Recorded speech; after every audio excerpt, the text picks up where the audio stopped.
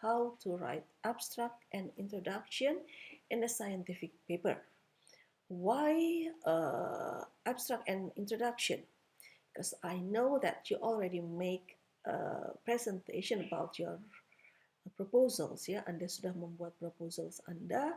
Jadi setidaknya mungkin seminggu atau 2 minggu lagi Anda sudah mulai masuk ke tahap yang lebih tinggi, yaitu membuat skripsi. Proposal sendiri seperti sudah kita bahas merupakan rangkuman dari rencana penelitian Anda. Nah, kalau misalnya Anda sudah mendapat supervisor nanti, Anda melangkah ke pembuatan skripsi sesungguhnya. Jadi proposal Anda akan dipilah-pilah gitu ya. Yang bab pertama nanti adalah introduction. Itu bab yang paling awal. Oke. Now, how to write abstract part in a scientific paper. Oke, tapi kenapa tidak langsung ke introduction, Bu? Tetapi harus ada abstrak ya sebetulnya. Sebelum ada abstrak, sebelum ada introduction tuh di bagian paling awal.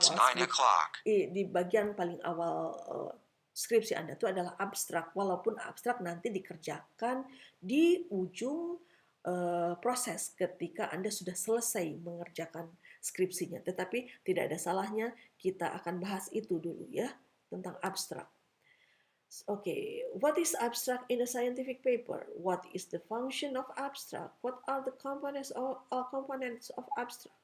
What kind of tenses is used in writing an abstract? And then how long should an abstract be? Examples of abstract from scientific paper.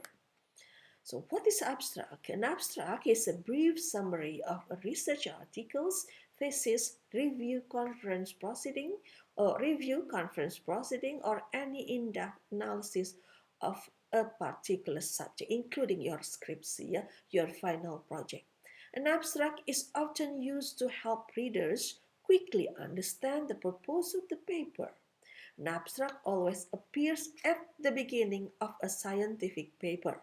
An abstract usually acts as the point of entry for any scientific paper. Jadi jelaslah kalau abstrak itu adalah pintu masuk kalau misalnya kita hendak membaca sebuah scientific paper. So what is the function of abstract? Along with the title, an abstract is one of the most important components of a research paper. After reading the title, readers commonly scan the abstract to determine what the authors found, and based on this information, they often decide if they will read the rest of the paper or not. An abstract is usually used by readers to quickly review the overall contents of the paper. Title important, but abstract is more important, yeah? So what are the components of abstract? An abstract should provide a complete synopsis of the research paper, which covers the topic of the research, the specific research questions, the chosen methodology, a general statement about the result of research, because an abstract is really a summary of a research paper.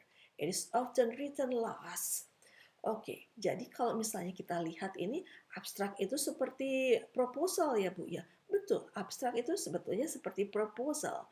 Tetapi kalau abstrak sudah lebih pasti datanya gitu. Kalau proposal kan hanya rencana Anda, kalau abstrak tuh hasil rencana Anda. Tetapi memang dalam bentuk yang singkat gitu ya. Dan mengapa ini a lot of people said that abstract is quite difficult. Agak susah mengerjakannya. Karena apa? Karena sebuah skripsi yang tebal nanti, yang sudah ada findings, conclusion, and so on gitu ya, harus Anda peras dan harus Anda jadikan sebuah tulisan yang tidak lebih dari 3 paragraf. Hanya sekitar 150 sampai 300 kata saja. So Clarke elaborates specific information which are usually written in the abstract part. The first one, introduction, background information, and the problem investigated, and then methods, research design, and techniques used in the research, results, major result presented in the paper, either quantitative, qualitative, or both, Now, for you, you have to explain it explain about in your result there is a research in development methodology, yeah, and then discussion, author's interpretation of the research results, and then finally a final summary, major conclusion and implication. This is the most important part of the abstract. As readers, we'll often read this part of the abstract first to see if the implication of the study are important enough to warrant the reading of the full paper. And then what kind of tenses is used in writing an abstract? The abstract should be written in the past tense form for the author's work and present tense form for general knowledge and other researchers' work. Jadi Anda menulis abstrak dalam bentuk past tense karena itu dikerjakan terakhir nanti, ya. Sementara kalau kutipan-kutipannya, karena nanti ada kutipan-kutipan juga dari literature review-nya, itu Anda menggunakan present tense. And then how long should an abstract be? The number of words permitted in the abstract is various. It is usually specified in a part of a journal, instruction to authors, or paper template. But commonly it is between 150 to 300 words. Jadi panjangnya abstrak, banyaknya abstrak itu tergantung dari jurnal, jurnal atau peraturan dari si institusinya, gitu ya.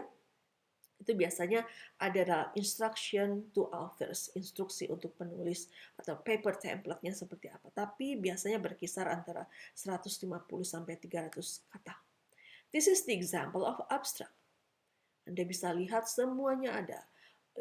Introduction-nya ada, lalu methodology, ini ada sampelnya ada, lalu ini juga ada result-nya ada, sampai conclusion-nya ada. Conclude, ya. Oke, ini bentuk yang lain dari abstrak. Alright.